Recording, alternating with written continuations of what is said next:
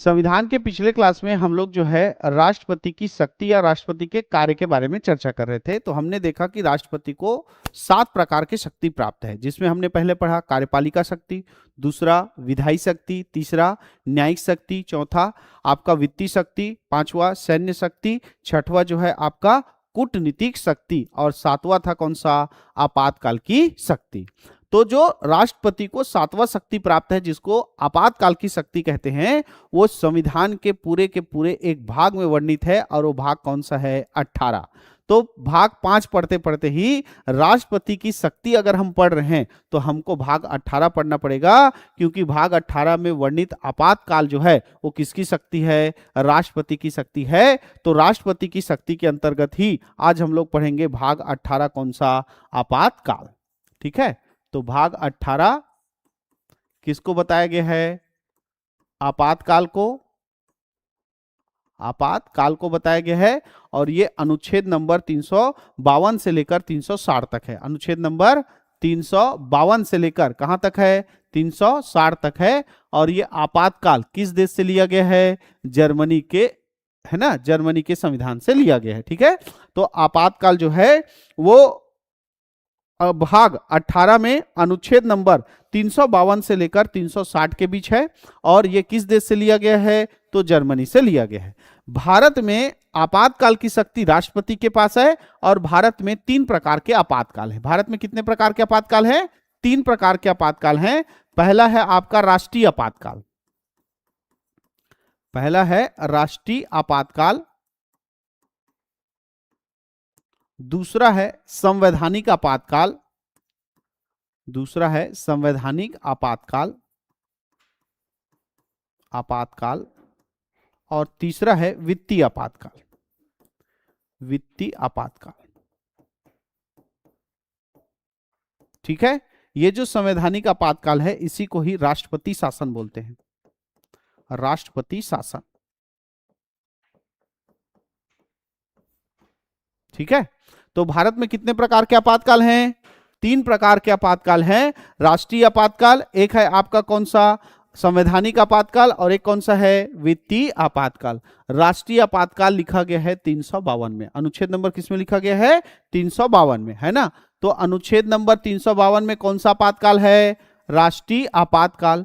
अनुच्छेद नंबर 356 में कौन सा आपातकाल है, तो अनुच्छेद नंबर 356 में कौन सा, संवैधानिक आपातकाल। और अनुच्छेद नंबर 360 में, अनुच्छेद नंबर 360 में कौन सा आपातकाल है, आपका वित्तीय आपातकाल। क्लियर है, समझ में आ गया।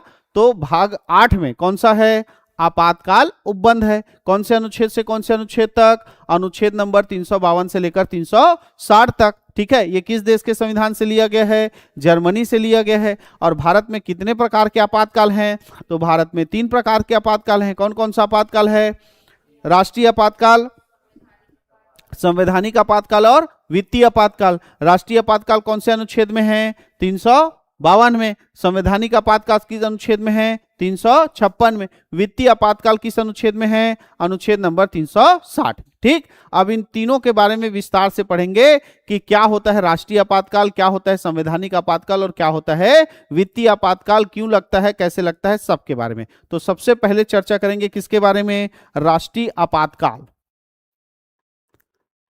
राष्ट्रीय आपातकाल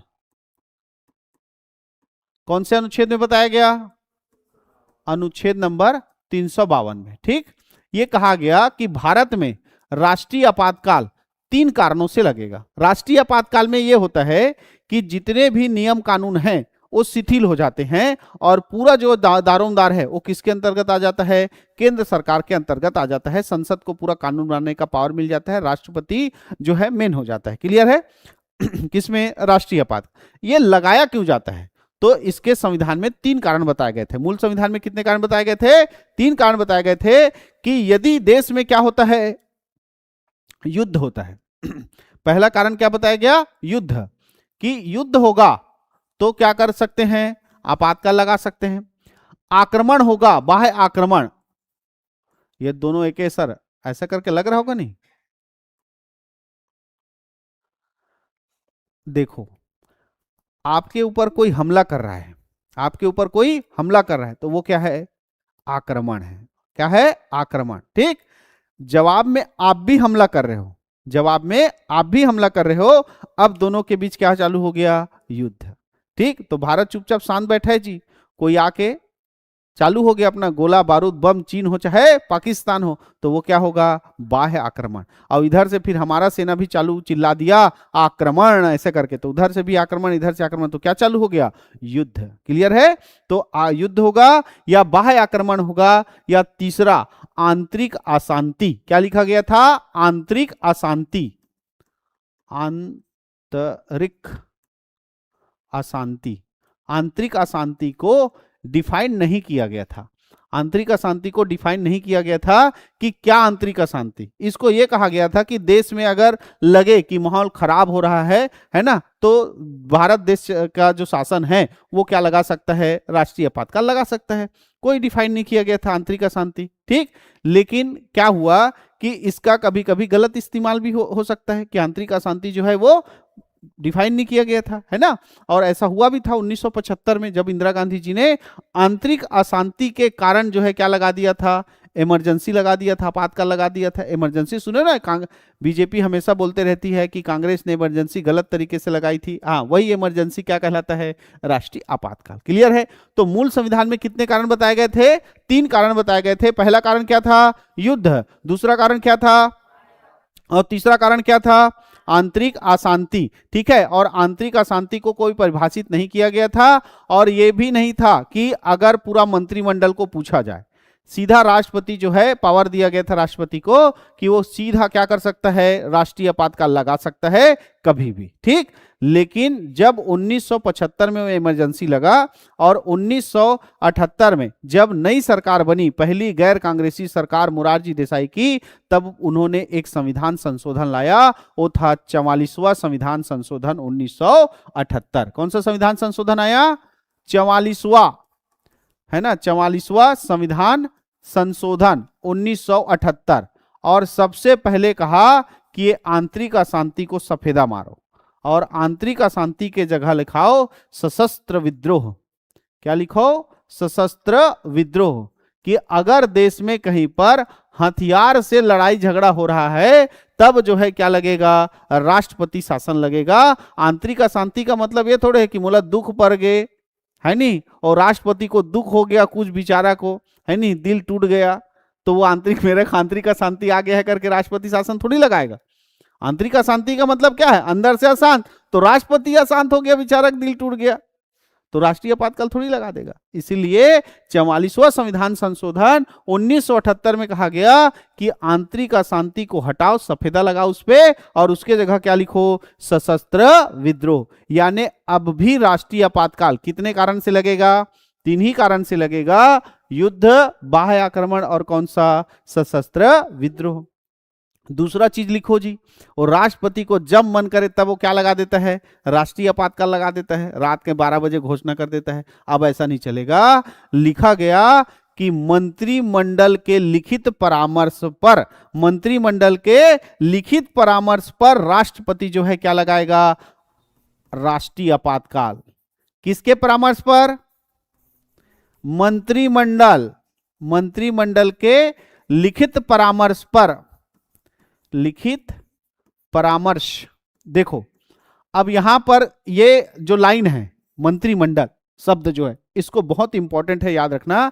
पूरे संविधान में एक ही अनुच्छेद है, कौन सा, अनुच्छेद नंबर 352, जहां पर इस शब्द का प्रयोग किया गया है, मंत्रिमंडल। क्लियर है, पहला क्वेश्चन कि मंत्रिमंडल संविधान के किस अनुच्छेद में है, तो मंत्रिमंडल शब्द संविधान के केवल एक अनुच्छेद में, कौन सा अनुच्छेद है, अनुच्छेद नंबर 352। ये लिखा है कि मंत्रिमंडल के लिखित परामर्श पर ही राष्ट्रपति क्या लगाएगा, राष्ट्रीय आपातकाल लगाएगा। क्लियर है। दूसरा क्वेश्चन ये आता है कि राष्ट्रपति किसके लिखित परामर्श से राष्ट्रीय आपातकाल लगाता है, मंत्रिपरिषद की मंत्रिमंडल। 2 शब्द बोल रहा हूं, एक क्या बोल रहा हूं, मंत्री परिषद, मंत्री परिषद, और एक क्या बोल रहा हूं, मंत्रिमंडल। ठीक है, तो ये दोनों अलग अलग शब्द है भैया।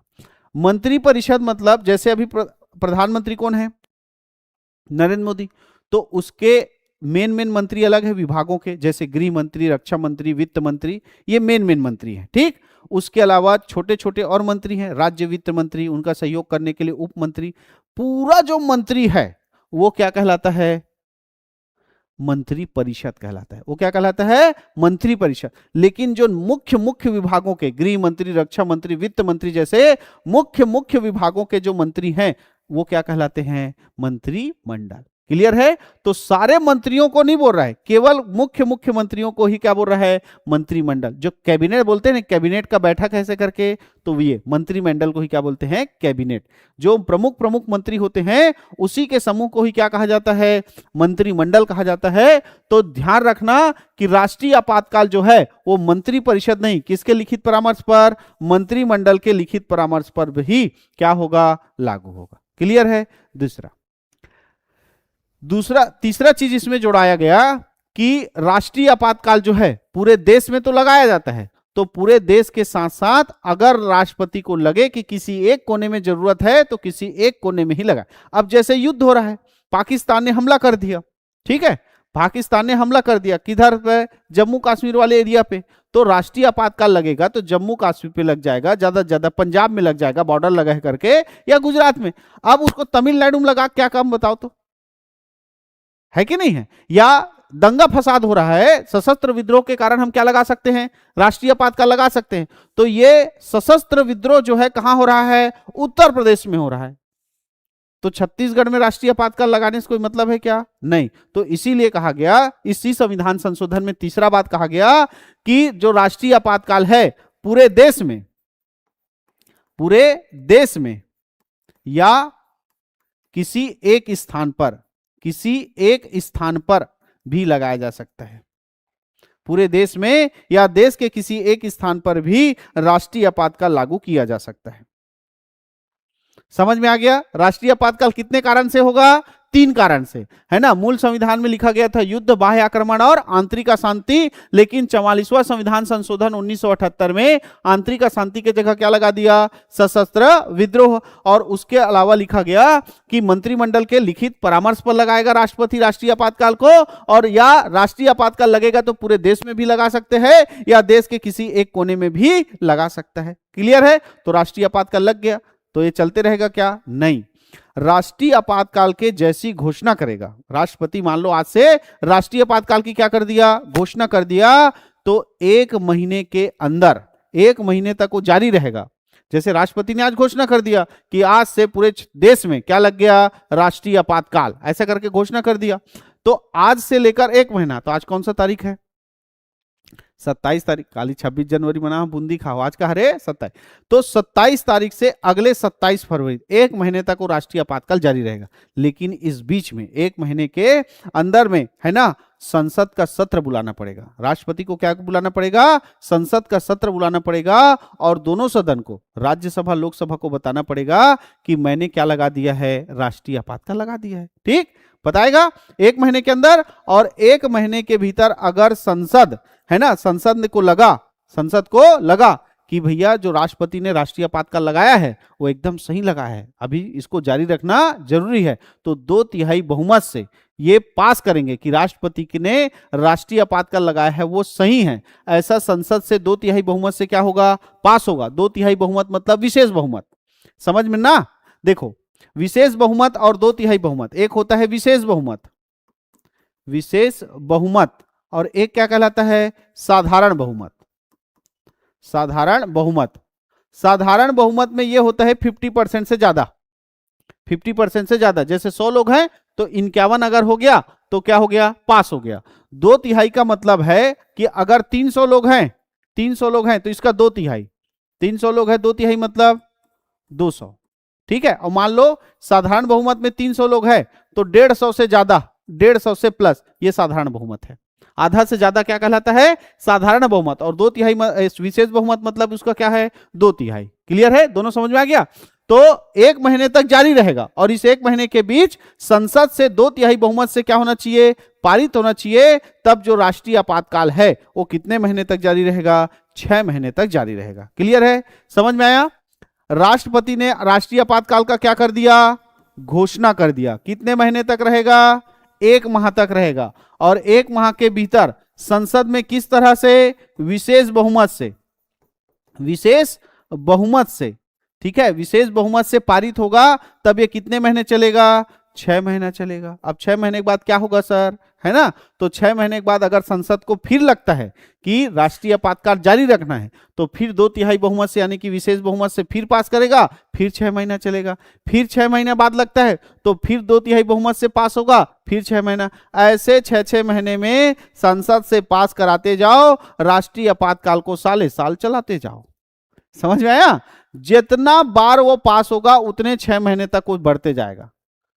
समझ में आ गया? कभी भी और मान लो नहीं पास होता है तो वो क्या हो जाता है, समाप्त हो जाता है। क्लियर है? तो कैसे बढ़ेगा, समझ में आ गया कि 1 महीने तक जारी रहेगा, फिर संसद में विशेष बहुमत से क्या कराना पड़ेगा, पारित कराना पड़ेगा, तो कितने महीने चलेगा, 6 महीने। और 6 महीने बाद फिर बढ़ाना है तो फिर संसद से 2/3 बहुमत या विशेष बहुमत से क्या होगा, पारित होगा, और फिर कितने महीने चलेगा, 6 महीना। ऐसा चलते रहेगा। यानी राष्ट्रीय आपातकाल को कभी कितना भी क्या कर सकते हैं, बढ़ा सकते हैं, कभी भी कितना क्या कर सकते हैं, बढ़ा सकते हैं। बस एक बार में पास कराओ और 6 महीने उसको क्या रखो, जारी रखो। क्लियर है? तो भाई इस बीच में मान लो क्या हो गया, 5 साल पूरा हो गया लोकसभा का कार्यकाल, विधानसभा का कार्यकाल, चुनाव का नहीं, राष्ट्रीय आपातकाल में 1-1 साल जो है क्या किया जा सकता है, बढ़ाया जा सकता है, लोकसभा का कार्यकाल और विधानसभा का कार्यकाल। जैसे संसद लोग कितने साल के लिए रहते हैं, 5 साल, लेकिन इमरजेंसी लगा हुआ है तो कार्यकाल को 1 साल क्या किया जा सकता है, बढ़ाया जा सकता है। तो नोट करके यहीं पे लिखेंगे, लोकसभा और विधानसभा का कार्यकाल 1-1 वर्ष बढ़ाया जा सकता है। किसका किसका, लोकसभा व विधानसभा, विधानसभा का कार्यकाल 1-1 वर्ष बढ़ाया जा सकता है, बढ़ाया जा सकता है। ठीक है? अब सर इसको समाप्त कैसे करेंगे, इसको समाप्त कैसे करेंगे, है ना? तो अच्छा, दूसरा कारण और है, अगर मान लो इमरजेंसी लगा है और उस समय लोकसभा विघटित है, लोकसभा ही नहीं है, उसका चुनाव होने वाला था, उसी समय क्या लग गया, लोकसभा लग गया, लोकसभा का क्या हो गया, चुनाव होने वाला था, उसी समय इमरजेंसी लग गया, लोकसभा नहीं है, तब कैसे करेंगे? तो जब लोकसभा बनेगा, जैसे मान लो अभी चुनाव होना है, लोकसभा का क्या होना है, चुनाव, और अभी क्या लग गया, इमरजेंसी, तो 1 महीने के अंदर संसद को क्या बनाना पड़ेगा, सत्र बुला के विशेष बहुमत से पास कराना पड़ेगा। लेकिन लोकसभा था ही नहीं, लोकसभा नहीं है, तब कैसे करेंगे? तो लोकसभा का जब गठन हो जाएगा, लोकसभा का क्या हो जाएगा, गठन हो जाएगा, है ना? तो लोकसभा का जब पहला बैठक होगा उसके 30 दिन के भीतर अनुमोदन कराना आवश्यक है। अगर लोकसभा विघटित है तो कोई दिक्कत नहीं है, राष्ट्रीय आपातकाल चलते रहेगा, लेकिन लोकसभा का जैसी पहली बैठक होता है उसके 30 दिन के अंदर अनुमोदन कराना क्या है, आवश्यक है। ये कंडीशन तो ठीक है, ये कंडीशन साधारण स्थिति में कि राष्ट्रीय आपातकाल हुआ, 1 महीने का टाइम रहेगा, 1 महीने के अंतर्गत संसद से विशेष बहुमत से पास होगा, 6 महीने तक चलेगा। क्लियर है?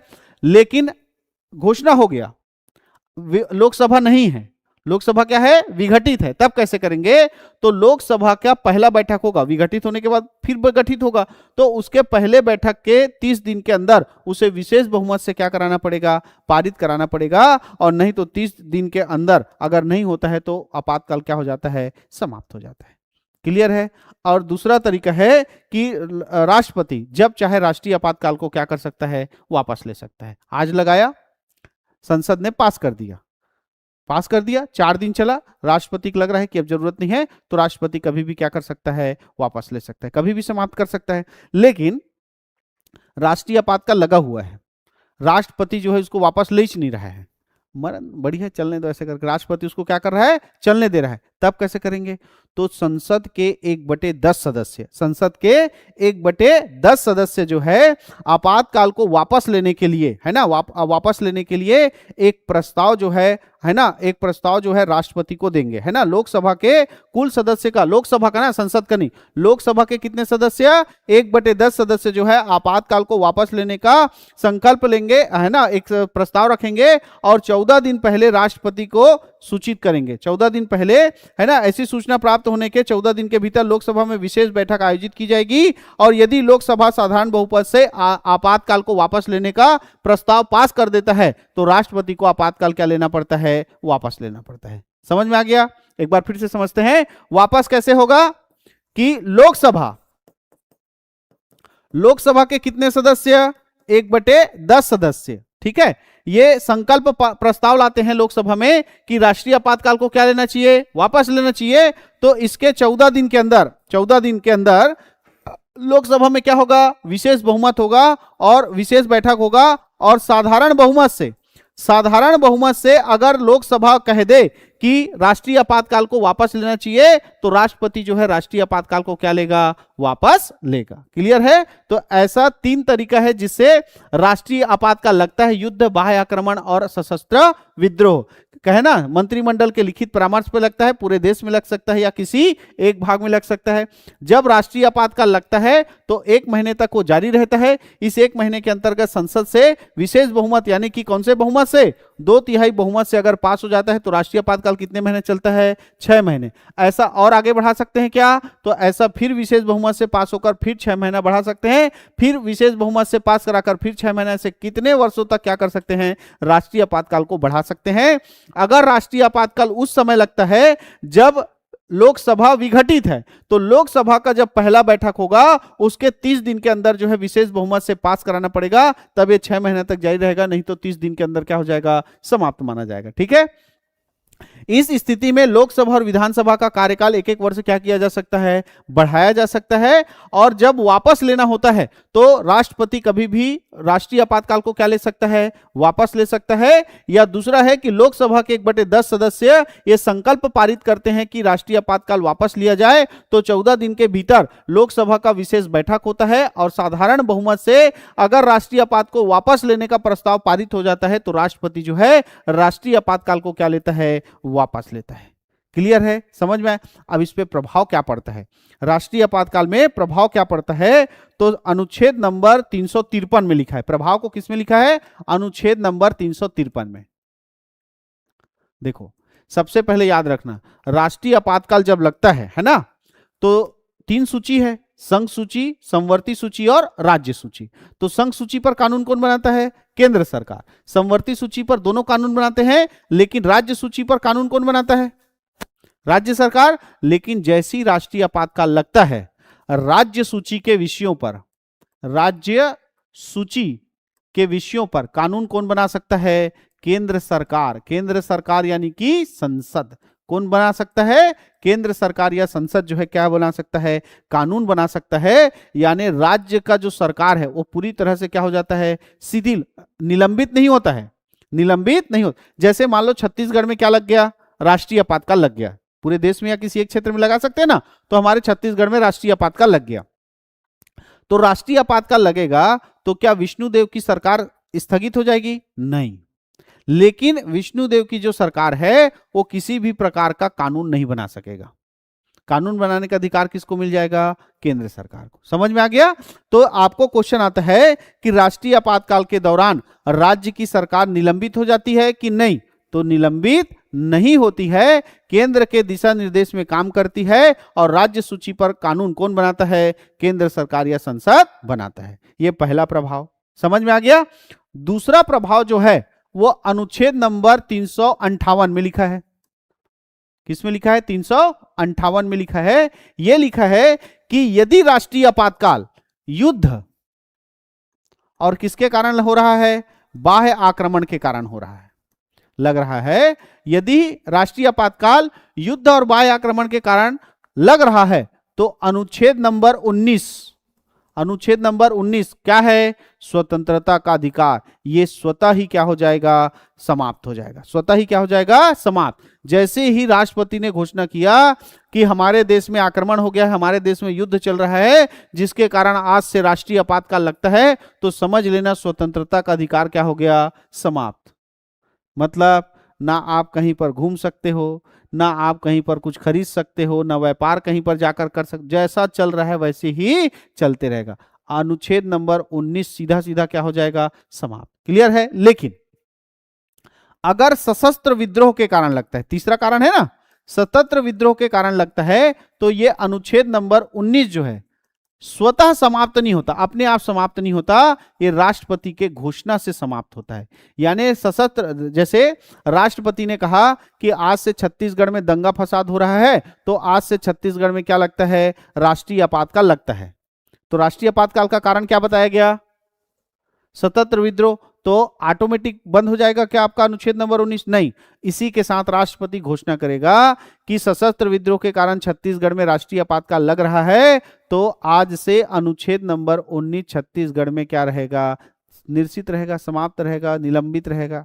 ऐसा समझ में आ गया। लेकिन अगर सिर्फ ये घोषणा किया है राष्ट्रपति ने कि सशस्त्र विद्रोह के कारण छत्तीसगढ़ में राष्ट्रीय आपातकाल लग गया, बस इतना बस किया और इसको घोषणा नहीं किया, तो वो निलंबित नहीं होगा। राष्ट्रपति घोषणा करेगा तभी वो निलंबित होगा। जब किस कारण से लगेगा, सशस्त्र विद्रोह के कारण लगेगा। लेकिन युद्ध और बाह्य आक्रमण के कारण लगता है तो बोलने की जरूरत नहीं है, वो ऑटोमेटिक क्या हो जाएगा, निलंबित हो जाएगा। क्लियर है? आगे बढ़े। आगे ये लिखा है अनुच्छेद नंबर 359 में, अनुच्छेद नंबर 359 में ये लिखा है कि अनुच्छेद नंबर 20 और 21, अनुच्छेद नंबर 20 और 21 ये किसी भी स्थिति में निलंबित नहीं होता है। अनुच्छेद नंबर 20 और 21 किसी भी स्थिति में निलंबित नहीं होता है। 20 में क्या लिखा है, गिरफ्तारी के विरुद्ध संरक्षण, है ना, और 21 में क्या लिखा है, प्राण एवं दैहिक स्वतंत्रता जीने का अधिकार, तो इसी में है। तो ये दोनों जो है किसी भी स्थिति में निलंबित नहीं होगा। लेकिन बाकी जो मौलिक अधिकार हैं, अन्य मौलिक अधिकार जो हैं वो राष्ट्रपति की घोषणा से, अन्य मौलिक अधिकार जो है वो राष्ट्रपति की घोषणा से क्या हो जाएंगे, निलंबित हो जाएंगे। राष्ट्रपति की घोषणा से क्या हो जाएंगे, निलंबित हो जाएंगे। लेकिन अनुच्छेद नंबर 20 और 21 किसी भी स्थिति में निलंबित नहीं होंगे। ऐसा ये बताया गया किसमें, आपका राष्ट्रीय आपातकाल के बारे में। राष्ट्रीय आपातकाल के बारे में किसमें लिखा है, अनुच्छेद नंबर 352 में। क्लियर है? अनुच्छेद नंबर 353 में लिखा है कि राज्य की सरकारें निलंबित नहीं होंगी। राज्य की सरकार जो है केंद्र के दिशा निर्देश में काम होगा और राज्य सूची के विषयों पर कानून बनाने का अधिकार किसको हो जाएगा, केंद्र को हो जाएगा, संसद को हो जाएगा। अनुच्छेद नंबर 358 में लिखा है कि युद्ध और बाह्य आक्रमण के कारण राष्ट्रीय आपातकाल लगता है, तो अनुच्छेद नंबर 19 स्वतः ही क्या हो जाएगा, निलंबित हो जाएगा। लेकिन राष्ट्रीय आपातकाल अगर आंतरिक अशांति या बाह्य आक्रमण, है ना, स्वतंत्र विद्रोह के कारण लगता है, तो राष्ट्रपति की घोषणा के बाद जो है अनुच्छेद नंबर 19 क्या होगा, निलंबित होगा। और वहीं अनुच्छेद नंबर 359 में लिखा है कि 20 और 21 किसी भी स्थिति में निलंबित होगा क्या, नहीं। और अन्य मौलिक अधिकार जो है वो राष्ट्रपति की घोषणा के बाद क्या हो जाएगा, निलंबित हो जाएगा। अभी तक भारत में 3 बार राष्ट्रीय आपातकाल लगा है। कितने बार लगा है, 3 बार। पहला लगा था 1965 से 1968। पहला कब लगा था, 1965 से 1968 के बीच, 1965 से 1968 के बीच लगा था, है ना। भारत और चीन के बीच क्या हुआ था, आक्रमण, बाह्य आक्रमण। चीन ने भारत पे क्या कर दिया था, आक्रमण कर दिया था। उसके चलते 1962 से 1968 के बीच जो है भारत में पहली बार इमरजेंसी लागू की गई थी और इसके घोषणा करने वाले राष्ट्रपति का नाम था डॉक्टर सर्वपल्ली राधाकृष्णन। क्लियर है? तो पहला राष्ट्रीय आपातकाल किस राष्ट्रपति के शासन में लगा है, तो किसके शासन में लगा है, डॉक्टर सर्वपल्ली राधाकृष्णन, जब चीन ने भारत पर क्या कर दिया था, आक्रमण। ठीक है, तो पहला कारण से लग गया, बाह्य आक्रमण के कारण। भारत पाकिस्तान के बीच युद्ध चल रहा था 1971 से 77, 1971, है ना। 1971 में भारत और पाकिस्तान के बीच क्या हो गया, युद्ध छिड़ गया, दोनों के दोनों देश युद्ध करने लगे। तब जो है उस समय वीवी गिरी थे। उस समय कौन थे, वीवी गिरी। तो वीवी गिरी के द्वारा दूसरा राष्ट्रीय आपातकाल की घोषणा किया गया, किस कारण से, युद्ध के कारण से। किसके कारण से, युद्ध के कारण। तो पहला किसके कारण से लगा, आक्रमण के कारण से। दूसरा किस कारण से लगा, युद्ध के कारण से। ठीक है, युद्ध के कारण से। और तीसरा जो है आंतरिक अशांति के कारण से। तीसरा जो है आंतरिक अशांति के कारण से रात के 12 बजे फखरुद्दीन अली अहमद जो राष्ट्रपति थे, उन्होंने 1975 में राष्ट्रीय आपातकाल की घोषणा की कर दी और ये दोनों राष्ट्रीय आपातकाल एक साथ 1977 में समाप्त हुआ। 1977 में समाप्त हुआ। ठीक है, नोट्स में थोड़ा सा मिस्टेक है, सुधार लेना। क्लियर है? तो राष्ट्रीय आपातकाल कितने बार लगा है? 3 बार। 1900 आपका 65 से 1968 तक, है ना, डॉक्टर सर्वपल्ली राधाकृष्णन के कार्यकाल में। दूसरा 1971 में घोषणा किया वीवी गिरी ने, और तीसरा 1975 में घोषणा किया था फखरुद्दीन अली अहमद ने, और दोनों जो है 1977 में समाप्त हुए। क्लियर है? आगे बढ़े, चलो। तो ये था कौन सा आपातकाल? राष्ट्रीय आपातकाल। अगला बात करेंगे कौन सा? संवैधानिक आपातकाल के बारे में। संवैधानिक आपातकाल, राष्ट्रपति शासन सुने हैं? वही राष्ट्रपति शासन ही संवैधानिक आपातकाल कहलाता है। तो राष्ट्रपति शासन या संवैधानिक आपातकाल किस अनुच्छेद में है बोलेगा? तो अनुच्छेद नंबर किस में है? 356 में। किस में है? 356 में। अब ये कब लगता है ना, कब लगेगा? तो देखो, राज्य की सरकार जो है वो नियम से काम नहीं कर रही है, या राज्य की सरकार जो है वो केंद्र के बातों का उल्लंघन कर रही है, तो इसको जवाब कौन देगा कि केंद्र में, राज्य में क्या हो रहा है? ये केंद्र को बताने के लिए एक अधिकारी रहता है केंद्र का, कौन? राज्यपाल। कौन रहता है? राज्यपाल। देखो, जितने भी मंत्री संतरी हैं हमारे छत्तीसगढ़ में, सब छत्तीसगढ़ के हैं। केवल जो बड़ा है राज्यपाल, वो कहाँ का है? हमारे देश का है क्या? नहीं है।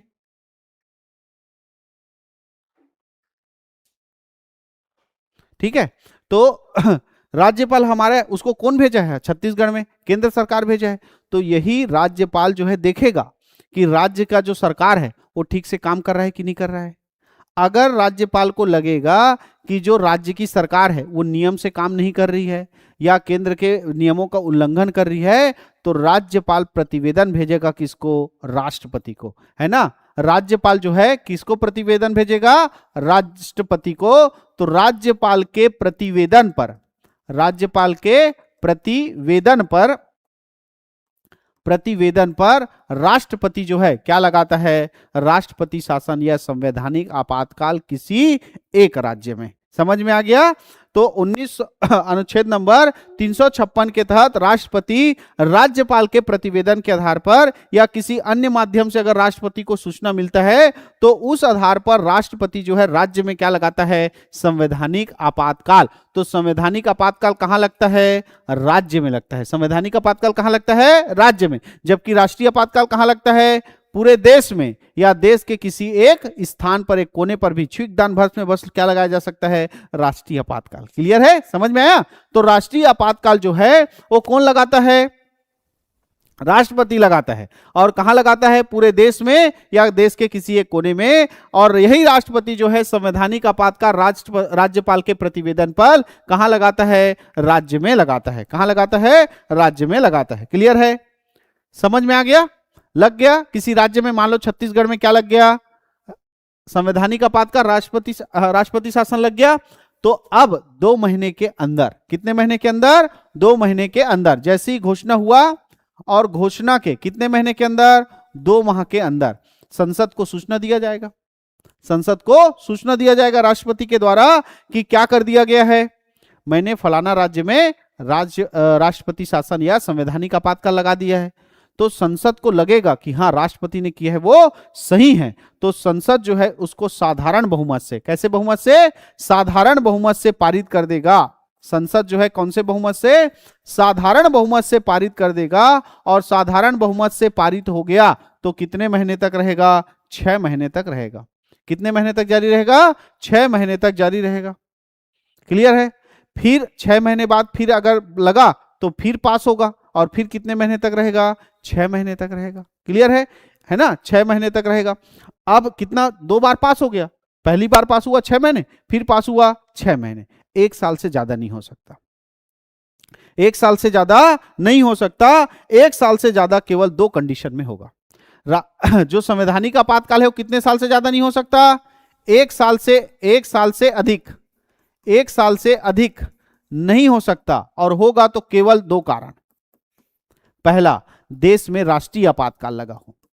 देश में क्या लगा हो? राष्ट्रीय आपातकाल लगा हो। कि देश में पहले से क्या लग चुका है, राष्ट्रीय आपातकाल, और उसके बाद क्या लगा, किसी राज्य में संवैधानिक आपातकाल लगा है, तो उसको 1 साल से ज्यादा क्या किया जा सकता है, बढ़ाया जा सकता है। पहला कंडीशन। दूसरा कंडीशन, जो चुनाव आयोग है, जो चुनाव आयोग है वो उस राज्य में निर्वाचन कराने में क्या है, असमर्थ है, निर्वाचन में असमर्थ है।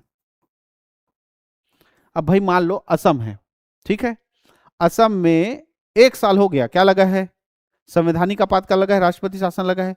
अब वहां पे एक चुनाव कराना है, क्योंकि साल भर होने वाला है, 1 साल से ज्यादा नहीं कर सकते।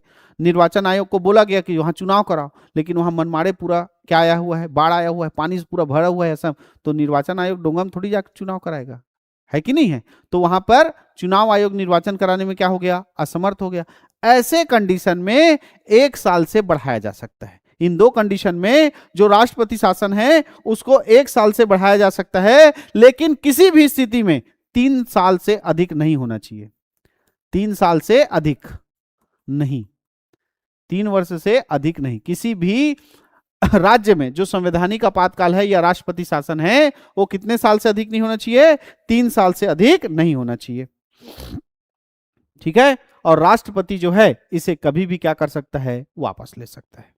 राष्ट्रपति जो है कभी भी इसको क्या कर सकता है, वापस ले सकता है। दूसरा कारण, अगर राष्ट्रपति ने मान लो किसी राज्य में क्या लगा दिया, राष्ट्रपति शासन लगा दिया, संवैधानिक आपातकाल लगा दिया, और उस राज्य के नेताओं को लगता है कि ये गलत लगा है, तो न्यायालय में इसको क्या कर सकते हैं, चैलेंज कर सकते हैं। जैसे मान लो अभी छत्तीसगढ़ में क्या है, बीजेपी की सरकार है और क्या लग गया, राष्ट्रपति शासन लग गया, तो ये बीजेपी की सरकार जाके कहां, कोर्ट में जा सकती है कि हमारे राज्य में जो राष्ट्रपति शासन लगा है वो गलत तरीके से लगा है। तो सुनवाई करेगा कौन, सुप्रीम कोर्ट की सही है कि गलत है। तो राष्ट्रपति शासन में, है ना, राष्ट्रपति शासन में न्यायालय जा सकते हो, लेकिन राष्ट्रीय आपातकाल में न्यायालय नहीं जा सकते। क्लियर है, ठीक है।